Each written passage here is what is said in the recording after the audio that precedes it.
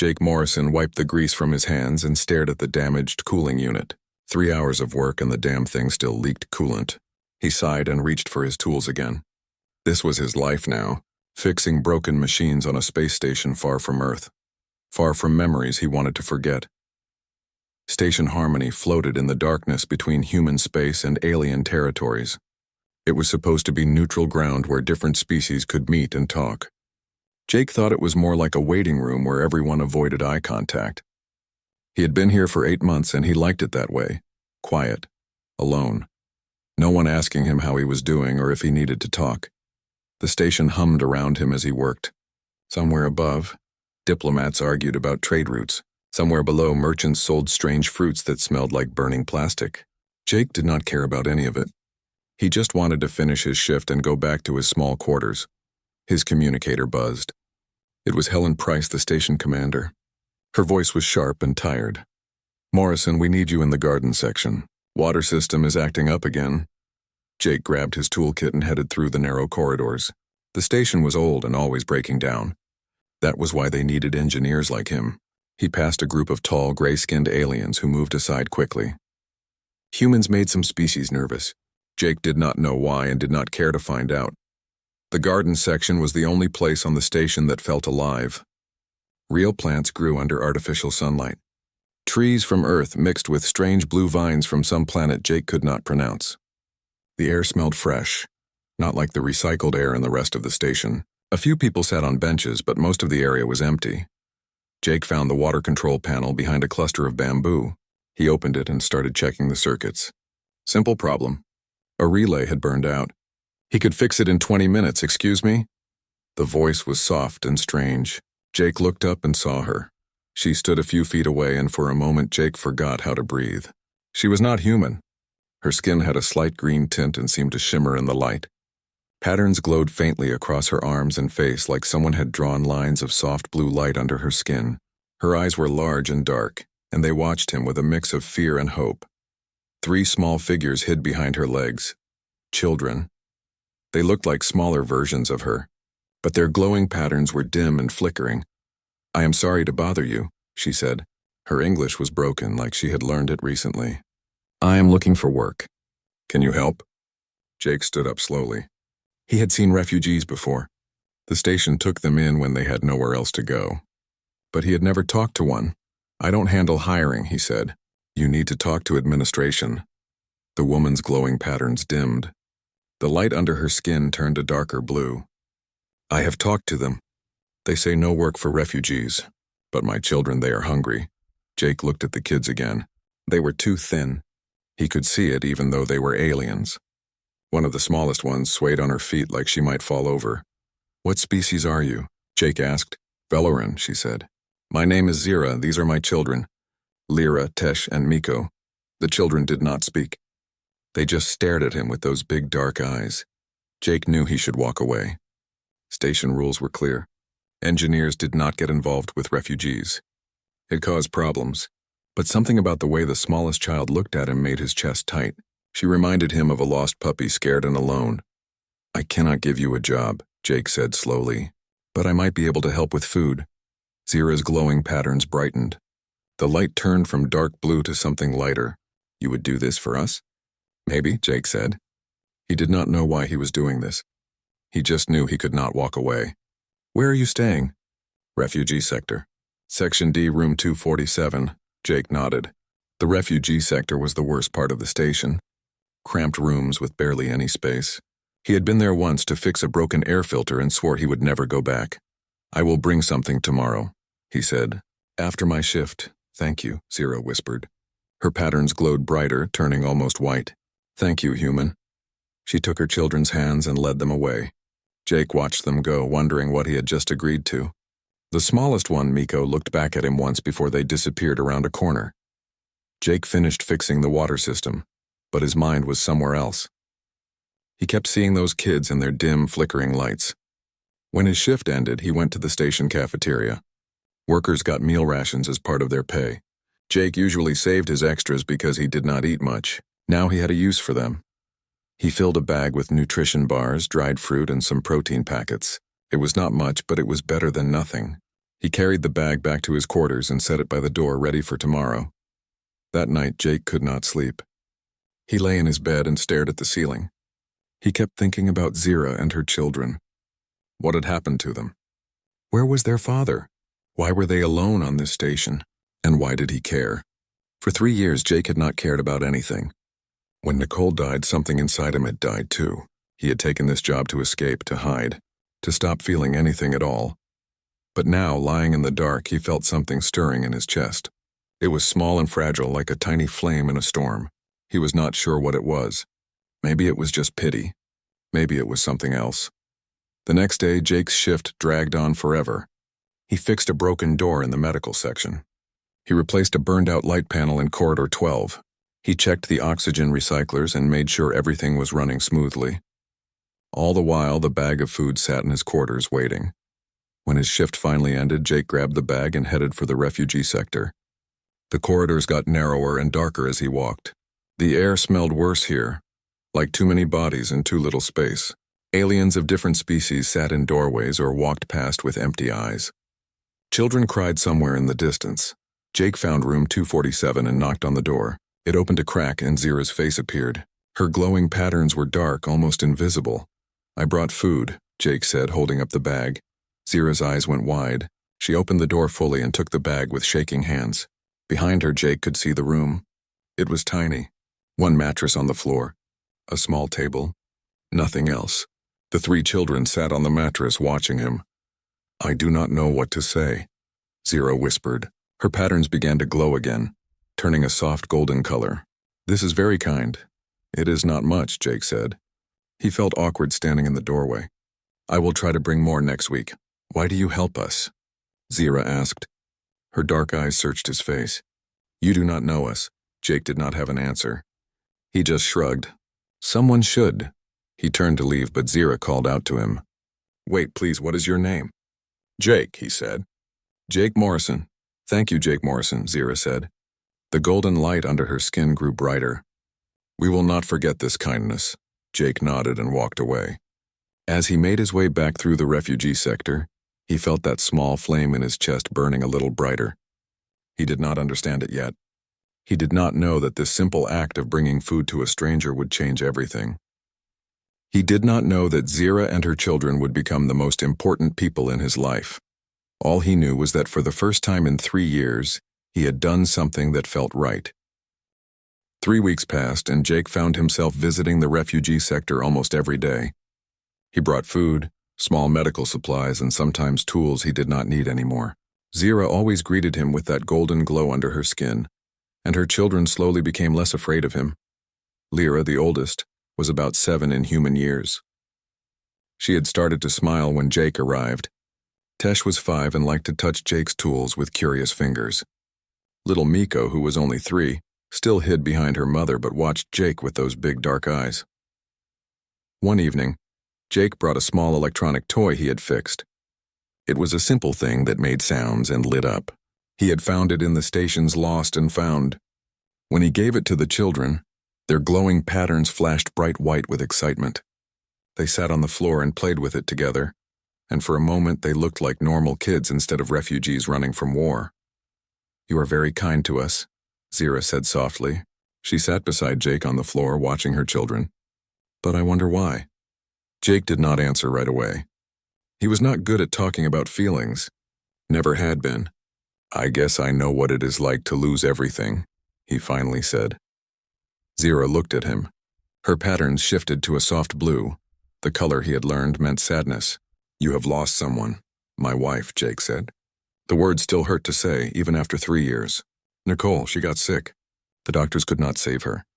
"I am sorry," Zira said. She reached out slowly and touched his hand. Her skin was warm and felt slightly rough, like soft leather. "I know this pain. I have lost my mate, too." Jake looked at her. "What happened?" Zira was quiet for a moment. Her patterns dimmed. "There was war on my world. 2 groups fighting. My mate, Kale, he was a scholar. He studied history and old stories. He did not believe in fighting. He said violence only creates more violence." She paused and took a breath. "When they bombed our city, Kale put his body over me and the children. He took the fire and the poison. He died so we could live. Jake felt something twist in his chest. He looked at the 3 children playing with their toy. How long ago? 6 months, Zira said. We ran from the city. We walked for days. Other refugees helped us reach the ships. They brought us here. And your family?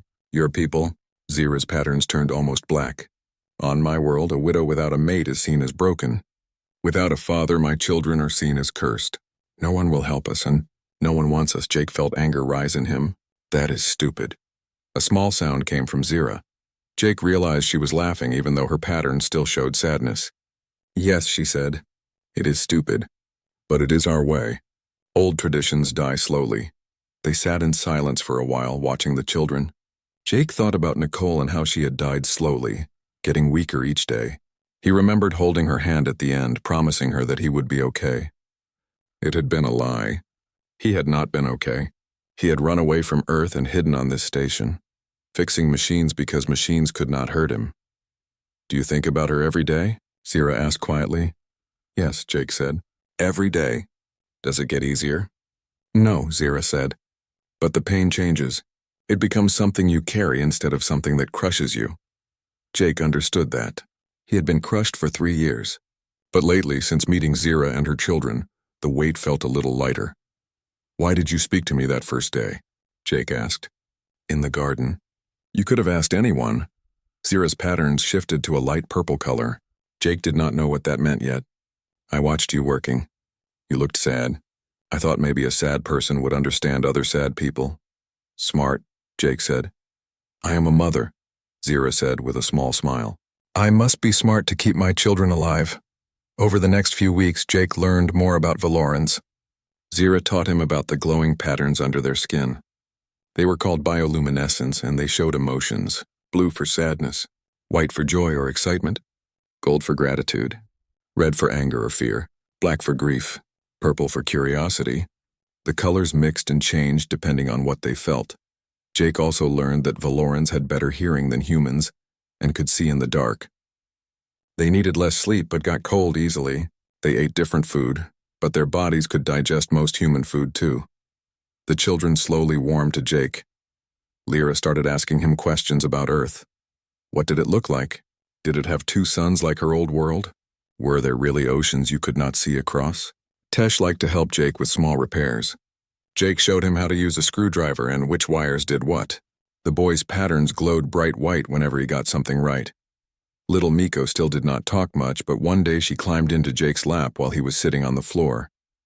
She did not say anything. She just sat there, her small body warm against his chest. Jake froze, not sure what to do. Then slowly, carefully, he put his arms around her. She sighed and closed her eyes, and her patterns glowed a soft golden color. Zira watched from across the room, and her own patterns turned gold too. But not everything was good. Jake started to notice other station residents watching him when he went to the refugee sector. Some humans gave him dark looks.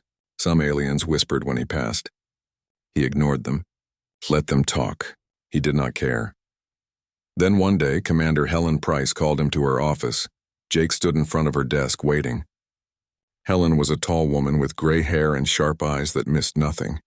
She had run Station Harmony for 10 years and had seen everything. I have been hearing reports about you, Morrison, she said. Reports about what? About you spending time in the refugee sector. About you bringing food and supplies to a Valoran family. Jake crossed his arms. I am helping someone who needs help. That is not against the rules. It is not against the rules, Helen agreed. But it is not smart either. You are getting personally involved with refugees. That causes problems. What kind of problems? Helen leaned back in her chair. Other refugees will want the same help. You cannot help everyone. And when you cannot, they will get angry. Also, some people on this station do not like humans getting close to aliens. They will make trouble. Let them, Jake said. Helen studied him for a long moment. Why are you doing this, Morrison? You have been on this station for 8 months. You kept to yourself. You did your work and nothing else. Now suddenly you are playing father to 3 alien kids. Why? Jake did not have a good answer. Or maybe he did, but he could not say it out loud. Because they need help and I can give it, Helen sighed. I cannot stop you. Just be careful. And Morrison, for what it is worth, I understand. I lost someone too a long time ago. Sometimes helping others is the only way to help yourself. Jake left her office feeling strange. He had thought Helen would tell him to stop. Instead, she had understood. That night, Jake brought dinner to Zira's room. Real food this time, not rations. He had traded some of his pay for fresh vegetables and meat from the station market. Zira cooked it in a small heating unit, mixing it with Valoran spices that smelled sweet and sharp. They sat together on the floor and ate. The children talked and laughed, their patterns glowing bright. For a few hours, the tiny room felt like a home instead of a cage. After the children fell asleep on their mattress, Jake and Zira sat by the door and talked quietly. She told him about her world before the war. The beautiful cities with buildings that glowed at night. The festivals where everyone danced under 3 moons. The gardens where flowers sang when the wind blew. Jake told her about Earth, the oceans and mountains. The cities with millions of people. The sunsets that painted the sky orange and red. He even told her about Nicole and how they had met in college and how she had made him laugh even when he was stressed. She sounds wonderful, Zira said. She was, Jake said. She would have liked you. Zira's patterns glowed warm gold. I think I would have liked her too. They sat in comfortable silence for a while. Then Zira spoke again, her voice soft. Jake, why are you not afraid of us? Most humans stay away from aliens, Jake thought about it. I guess because you are not that different from me. You love your kids. You miss someone you lost. You are trying to survive. That makes you more like me than different. Zira looked at him with those dark eyes. You have a good heart, Jake Morrison. Cale would have liked you. Something warm spread through Jake's chest. He stood up to leave, and Zira walked him to the door. Before he left, she touched his hand again. Thank you for giving my children hope, she whispered. Thank you for reminding me that kindness still exists. Jake walked back to his quarters with that warm feeling still in his chest. The small flame had grown bigger. He was not crushed anymore. He was starting to feel alive again. 2 months had passed since Jake first met Zira in the garden. He visited her and the children almost every day now. It had become part of his routine. Work his shift, bring food or supplies, spend a few hours with them, then go back to his quarters. Simple, comfortable. It felt right. But then everything changed. Station Harmony received a message from the central administration. Too many refugees were arriving. The station could not support them all. New rules were being put in place. Any refugee without a sponsor would be moved to detention camps on a remote moon. The camps were legal, but everyone knew they were terrible places. Cold, crowded, dangerous. Jake heard the announcement over the station speakers and felt his blood run cold. He dropped his tools and ran to the refugee sector. His heart pounded in his chest as he pushed through the crowded corridors. Other refugees were crying and shouting. Some were packing what little they had. Fear filled the air like smoke. He reached room 247 and knocked hard on the door. Zira opened it, and Jake saw her patterns were flashing red and black. Fear and grief. The children sat on the mattress, huddled together. Miko was crying. Did you hear? Zira asked. Her voice shook. I heard, Jake said. When do they start moving people? 3 days. They gave us 3 days. Zira's patterns dimmed to almost nothing. I tried to find a sponsor. I asked everyone. No one will help. They say it is too expensive. They say refugees cause problems. Jake stepped into the room and closed the door. His mind raced. There had to be a solution. There had to be a way to keep them here. What about work? He asked. If you had a job, would that count? Zira shook her head. I asked. They said refugees cannot get jobs without a sponsor first. It is a circle with no way out. Jake paced the tiny room. He thought about the sponsor forms he had seen in the administration office. They were complicated, expensive, but possible. Anyone could sponsor a refugee if they could prove they had the resources and space. What if I sponsored you? Jake said suddenly. Zira stared at him. Her patterns went completely still, showing no color at all. You cannot do that. Why not? Because it is too much. You would have to provide housing, food, everything. It would cost you so much. And people would talk. They would say bad things about you. I do not care what people say, Jake said. I have the space. My quarters are bigger than I need. I have enough pay. It would work. Zira's patterns started glowing again, shifting between gold and blue. Hope and sadness mixed together. Jake, this is very kind. But you do not understand what you are offering. On my world, If a male provides housing for a widow and her children, it means something. It creates a bond. What kind of bond?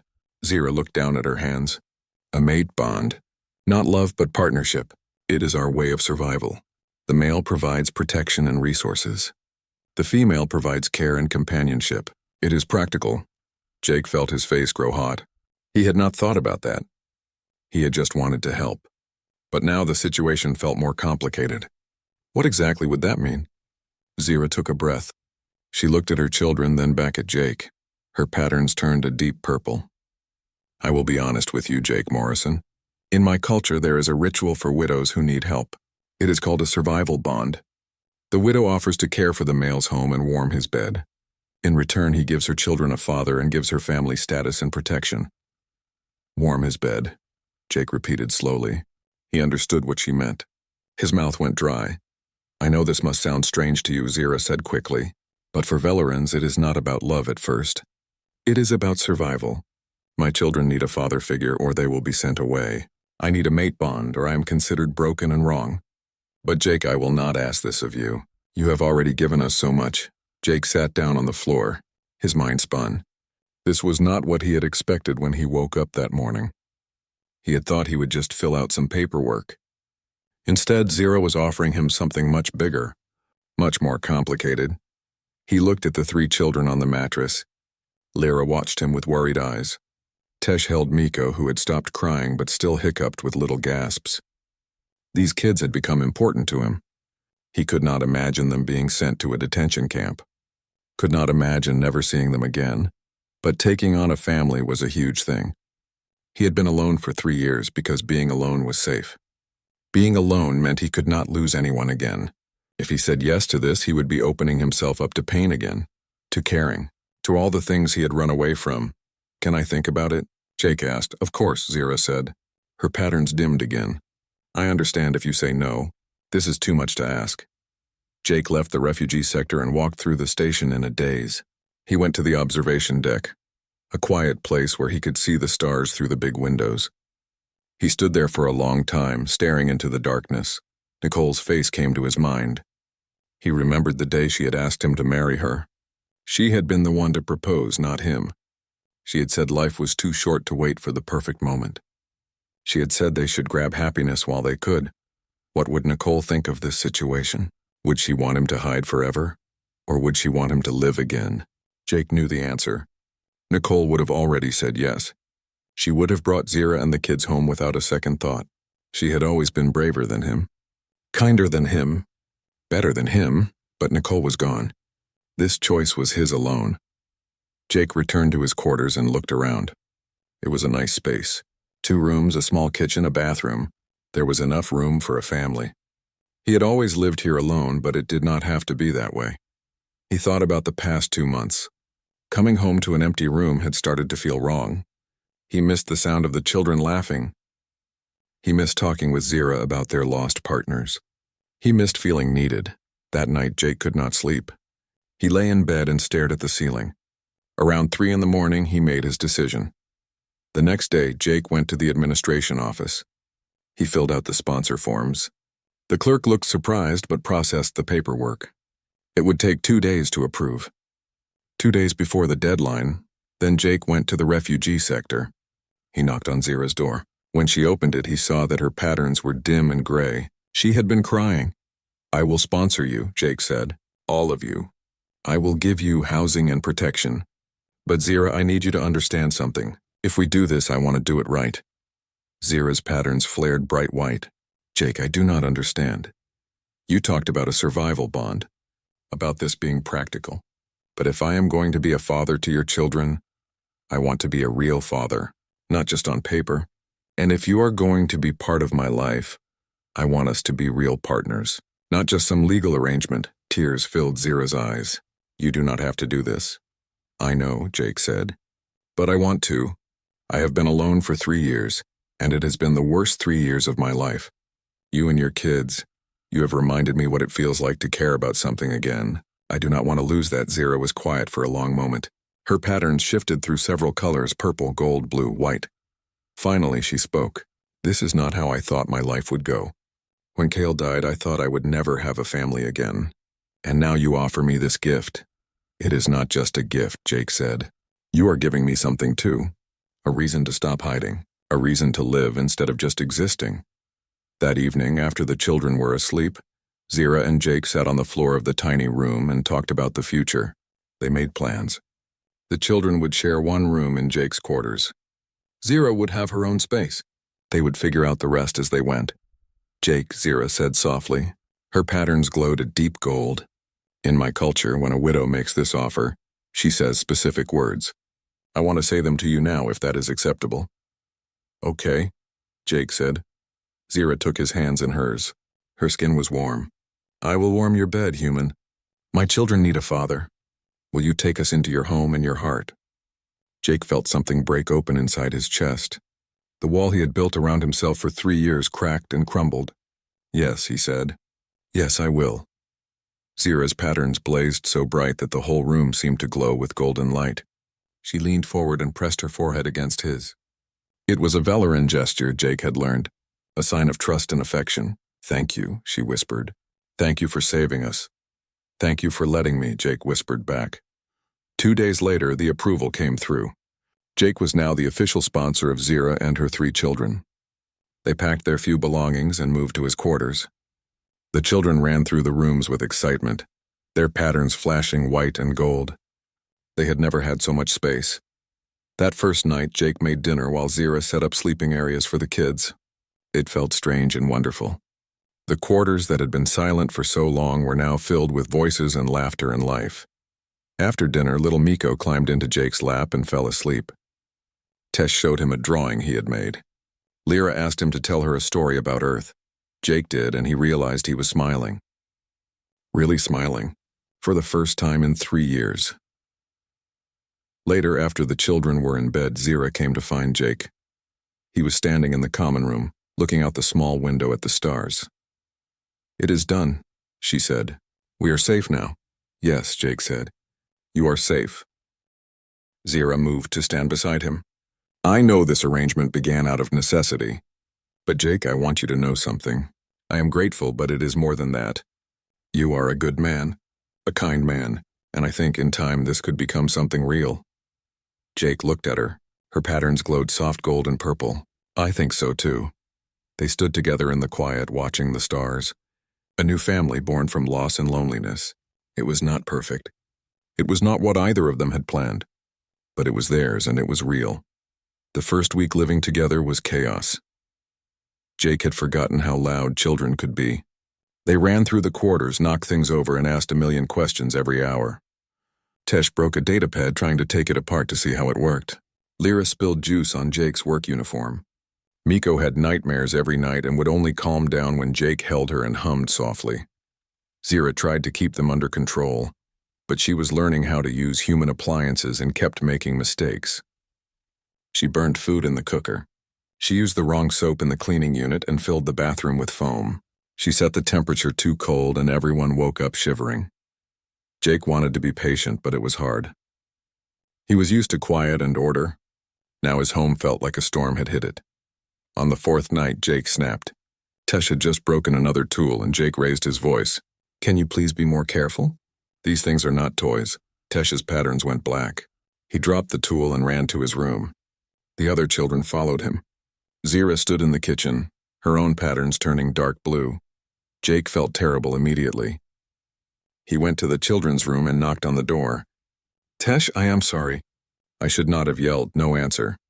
Jake opened the door slowly. The 3 children sat on one bed, huddled together. Tesh looked up with big, scared eyes. Are you sending us away? Because I broke your things? Jake's heart broke. He sat down on the floor in front of them. No, I'm not sending you away. I promise. I just got frustrated. But that is my problem, not yours. I am still learning how to be a dad. You are not our real dad, Lyra said quietly. Our real dad is dead. The words hung in the air. Jake took a breath. You are right. I am not your real dad. Kale was your real dad, and from what your mom told me, he was a great man. I cannot replace him. But I can try to be someone who takes care of you, someone you can count on, if you will let me.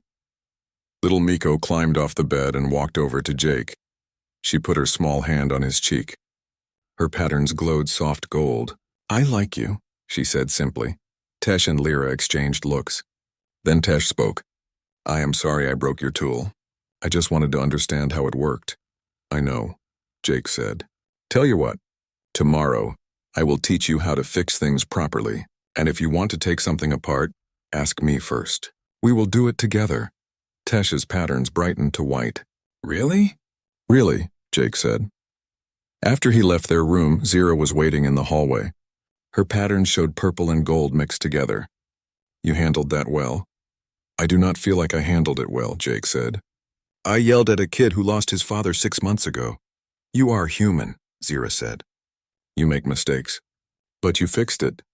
That is what matters." She paused. "Jake, this is hard for all of us. We are learning to be a family. It will take time." "How much time?" Zira smiled. "However long it takes." Things got a little better after that. Jake made an effort to be more patient.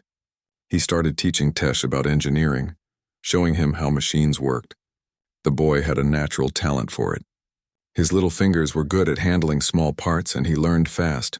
Lyra was different. She did not care about machines. She loved stories and art. Jake did not know much about those things, but he tried.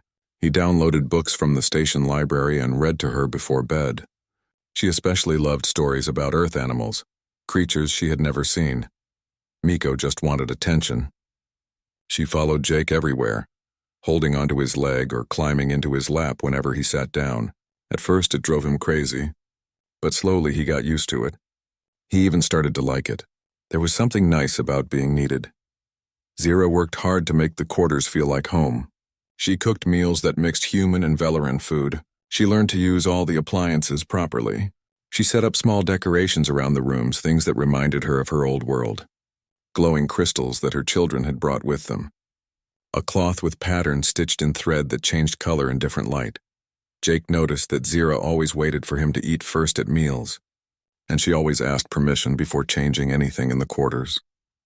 It bothered him. "You do not have to do that," he said one evening. "This is your home too. You can eat when you want. You can change things. You do not need my permission." Zira looked surprised. "On my world, the male is the head of household.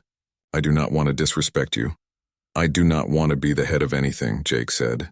"I want us to be equal. Partners, like I said before." Zira's patterns shifted to purple. She thought about this. "That is very different from what I know. But I like it." After that, things changed. Zira stopped asking permission. She rearranged furniture and changed the lighting to be warmer. She started giving Jake advice about dealing with the children. They made decisions together. But living on Station Harmony as a mixed family was not easy. People stared when they walked through the corridors together. Some humans said nasty things under their breath. One man even spit near Zira's feet when she passed. Jake confronted him immediately. "Do that again and we will have a problem," the man sneered. "What are you doing with that alien trash? She warming your bed, human?" "That is disgusting." Jake's hands curled into fists. He wanted to punch the man, but Zira put her hand on his arm. Her patterns showed red, but her voice was calm. "Let it go, Jake. He is not worth it." They walked away, but Jake was furious. "How do you stay calm when people treat you like that?" "Because I have faced worse," Zira said quietly. "Words cannot hurt me as much as bombs and fire. And besides, their hate says more about them than about us." The children faced problems too. Lyra came home from the station's education center crying one day. Other kids had called her names and said she did not belong. Tesh got into a fight with a boy who said humans and aliens should not mix. Jake held Lyra while she cried and cleaned up Tesh's bloody nose. He felt helpless. He could protect them from many things, but he could not protect them from hate. "Why do they not like us?" Lyra asked through her tears. Jake did not have a good answer. "Some people are afraid of things that are different. And fear makes people mean." "But we are not different," Lyra said.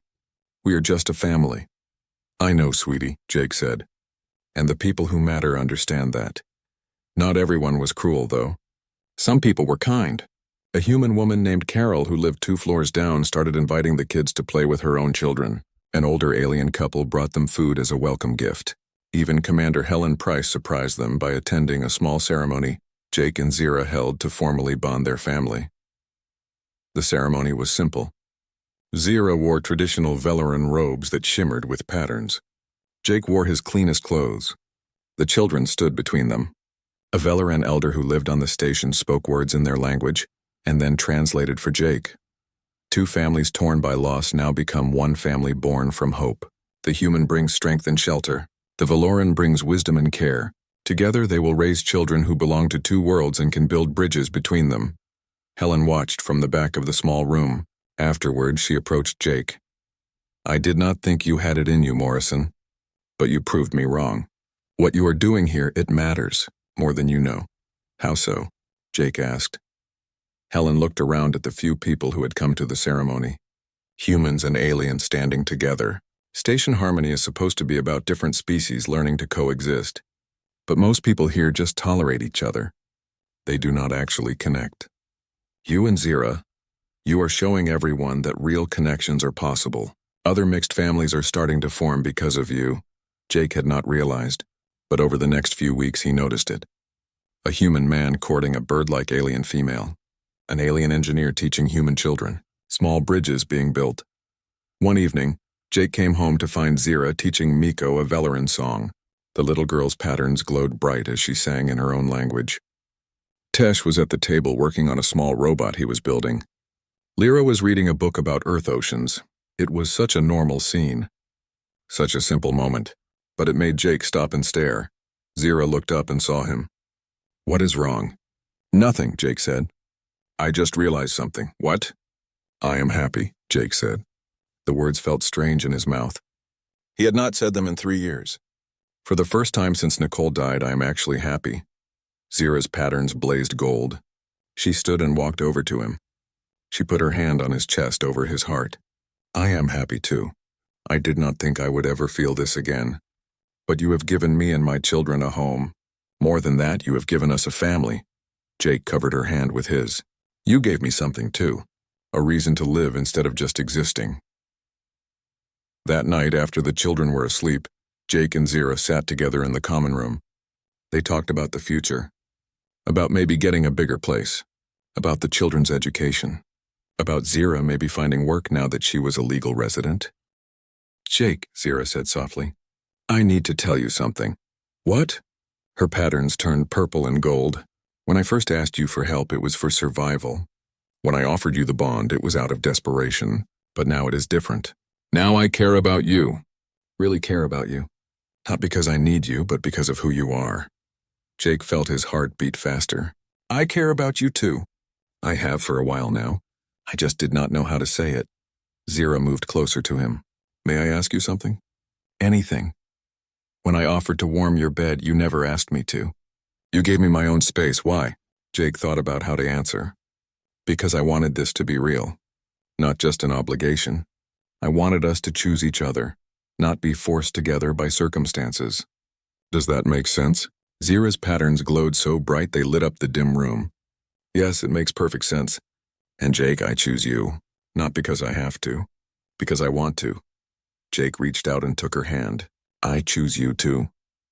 They sat together in the quiet, holding hands while their children slept safely in the next room. Two people broken by loss had found each other. Two families shattered by tragedy had become one family built on hope. It was not perfect. Nothing ever was. But it was real and it was theirs. 6 months after Zira and her children moved in, life had found a rhythm. Jake woke up every morning to the sound of the kids arguing about something. Zira made breakfast while he got ready for work. The children went to school. Zira had found part-time work helping translate documents for refugees. Jake fixed things around the station. They came together for dinner every evening. It was normal. It was good. Jake sometimes forgot that this was not how things had always been. Then the warnings came. The war that had destroyed Zira's homeworld was spreading. Hostile forces were moving through space, attacking stations and settlements. They did not want peace. They did not want cooperation. They wanted control, and they were willing to kill anyone who stood in their way. Station Harmony received intelligence that they might be a target. Commander Helen called a meeting of all senior staff and key personnel. Jake attended because he was head of the engineering department now. Helen stood in front of a map showing space around the station. Red marks indicated enemy ships. They see us as a symbol, she said. A place where different species work together. They hate that. If they attack us, it will send a message to everyone. Cooperation will get you killed. What are our defenses? Someone asked. Helen's face was grim. Not good. We have basic shields and a few weapons, but we are not a military station. If they send a full fleet, we cannot hold them off. Then we evacuate, another person said. Evacuate to where? Helen replied. Every nearby station is already overcrowded with refugees, and it would take days to move everyone. We do not have days. We have maybe 2 weeks before they reach us. Jake felt cold. 2 weeks. He thought about Zira and the children. He had just found them. He could not lose them now. What about fighting back? Jake said. Everyone looked at him. Helen raised an eyebrow. With what? We do not have the weapons or the trained soldiers. We have engineers, Jake said. We have people from a dozen different species, each with their own knowledge and skills. Maybe we cannot match them in firepower, but we can be smarter. Helen studied him. What are you suggesting? I am suggesting we turn this station into something they do not expect. We retrofit our systems. We use every piece of technology we have. We work together. Helen was quiet for a moment. Then she nodded. All right, Morrison. You are now in charge of defense preparations. You have 2 weeks. Make it count. Jake left the meeting and went straight home. Zira was cooking dinner and the children were doing homework. Everything looked so peaceful. He did not want to ruin it, but he had to tell them. Zira, we need to talk. She saw his face and her patterns shifted to purple. Concern. She sent the children to their room and sat down with Jake. What is wrong? Jake told her everything. About the enemy forces. About the attack that was coming. About the evacuation that might not work. Zira's patterns went through several colors. Red, black, blue. Finally, they settled on a steady gold. Then we fight, she said. I can try to get you and the kids on the first evacuation ship, Jake said. You could go to Earth, you would be safe there. Zira shook her head. No, we stay together. As a family. Zira, it is too dangerous. Everywhere is dangerous, she said. Her patterns flared bright. This station is our home. These people helped us when we had nothing. I will not run away and leave them to die.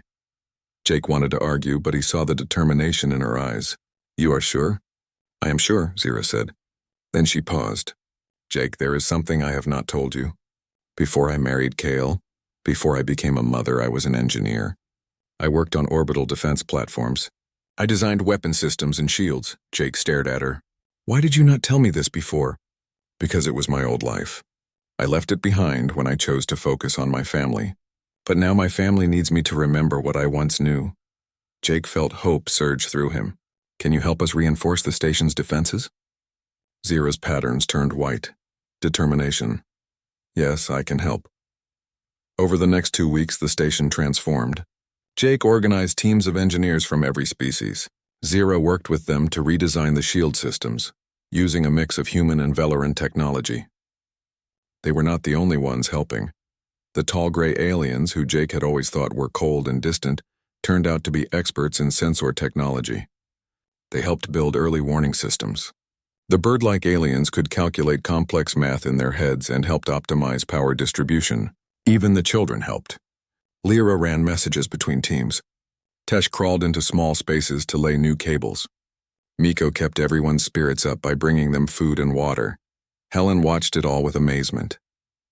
I have never seen anything like this, she told Jake one evening. Different species working together like they are one people. Maybe that is what we are becoming, Jake said. One people with many faces. On the 13th day, the sensors picked up enemy ships. 5 of them heavily armed. They were 2 days away. Helen called another meeting. We have done everything we can. Our shields are stronger, our weapons are better, but we are still outnumbered and outgunned. I will not order anyone to stay. If you want to leave, leave now. There is no shame in it, no one left. Not the humans. Not the aliens. Not even the refugees who had every reason to run. They all stayed. That night, Jake could not sleep. He got up and found Zira standing by the window, looking out at the stars. Her patterns glowed soft blue. Are you scared? Jake asked. Yes, Zira admitted. I lost one family to war. I do not want to lose another. Jake put his arms around her. Whatever happens tomorrow, I'm glad I met you. I am glad we became a family. Zira turned to face him. Her patterns shifted to gold. Jake Morrison, I need to tell you something. When I first offered to warm your bed, it was a practical arrangement. But somewhere along the way, it became real. I love you. Not as a sponsor, not as a provider, as my partner, as my mate. Jake felt his eyes burn with tears. I love you too. You and those kids, you saved me. You brought me back to life. They kissed for the first time, and it felt like coming home. The enemy ships arrived exactly when predicted. The station's alarms blared. Everyone moved to their positions. Jake was in engineering, managing the power systems. Zira was in the control center with Helen, coordinating defenses. The children were in a reinforced shelter with other young ones. The enemy ships did not bother with warnings or negotiations. They just attacked. The first blast hit the shields, and the whole station shook. Jake watched the power levels drop and rerouted energy from non-essential systems. The shields held. In the control center, Zira watched the sensor screens. She saw patterns in the enemy's movements, patterns that reminded her of tactics from her own world's war. She knew what they would do next. They will focus fire on the north section, she told Helen. Strengthen shields there now. Helen trusted her and gave the order. 30 seconds later, the enemy focused their attack exactly where Zira predicted. The shields held because they were ready. The battle went on for hours. The station's defenders fought back with everything they had. Jake kept the power flowing. Zira predicted enemy moves. The different species worked together, each contributing their unique skills. But the enemy was strong.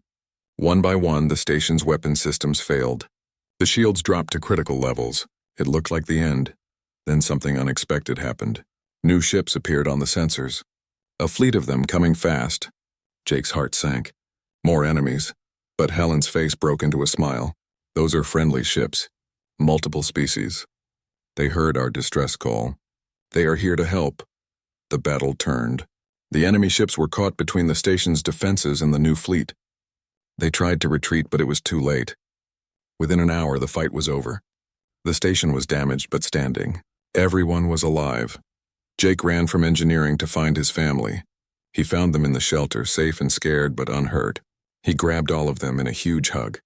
Zira's patterns blazed white and gold. The children cried with relief. Later, as the station began repairs, Helen gathered everyone in the main hall. Humans and aliens stood together, exhausted but victorious. What we did here today matters, Helen said. We proved that different species can work together. That cooperation makes us stronger, not weaker. The enemy wanted to destroy that message, but they failed. Because of all of you. She looked directly at Jake and Zira. Some might say this started with one human engineer helping one Valoran widow and her children. One act of kindness that grew into something bigger. But I say it started with something simpler. It started with people choosing to see each other as people, not as aliens. That is what saved us today. The crowd cheered. Different voices, different languages, but all united. In the weeks that followed, Station Harmony became famous. News spread about how they had defended themselves, about how different species had worked together. Other stations started copying their example. Mixed families became more common. The idea of cooperation spread like fire across the galaxy. The Interspecies Council even sent representatives to study what had happened on Station Harmony. They interviewed Jake and Zira, asking how it all started. Jake looked at Zira and she looked back at him. Their patterns, human and Valoran, somehow matched. Love and understanding needed no translation. It started with a simple offer, Zira said. I asked him for help. And I said yes, Jake finished. Everything else came from that. A year later, Jake and Zira stood in the garden where they had first met. The place had been damaged in the battle but was growing again. New plants, new life. The children were bigger now. Lyra was excelling in school and wanted to be a diplomat. Tesh was already designing his own machines. Little Miko, not so little anymore, was learning 3 languages and making friends with kids from 5 different species. Do you ever think about how different things could have been? Zira asked. If I had not approached you that day, if you had said no. I think about it sometimes, Jake admitted. But I am glad things happened the way they did. Zira's patterns glowed warm gold, the color that meant contentment and love. I came to you out of desperation. I offered to warm your bed because my children needed a father. But Jake, you gave us so much more. You gave us a home. You gave us hope. You gave us love. Jake pulled her close. You gave me those things too. Before I met you, I was just existing. Going through the motions. You and those kids, you reminded me what it means to live, what it means to be happy. They stood together in the garden, watching their children play. Around them, the station hummed with life. Humans and aliens walking together, families of all kinds. A community built on the simple idea that everyone deserved kindness. It had all started with one woman's desperate plea and one man's choice to help. Neither of them had known where it would lead. Neither of them had expected to find love. But life had a way of surprising people. Zira looked up at Jake, and her patterns shifted to a color he had never seen before. A mix of gold and white and soft pink all swirled together. He did not need to ask what it meant. He could see it in her eyes. I love you, Jake Morrison, she said. I love you too, Zira Morrison, he replied. They had taken each other's names, a human and Velaran tradition combined. They were no longer two broken people trying to survive. They were a family, strong and whole. And on Station Harmony, their story became legend. The human who helped an alien widow. The woman who offered everything she had for her children. The family that proved love could cross any divide. It was a simple story, really. But the simple stories were often the most powerful. Because they showed that change did not always require grand gestures or great battles. Sometimes it just required one person choosing to be kind to another. One person saying yes when they could have said no. That was how Station Harmony had survived. That was how the galaxy was slowly changing, one small act of kindness at a time.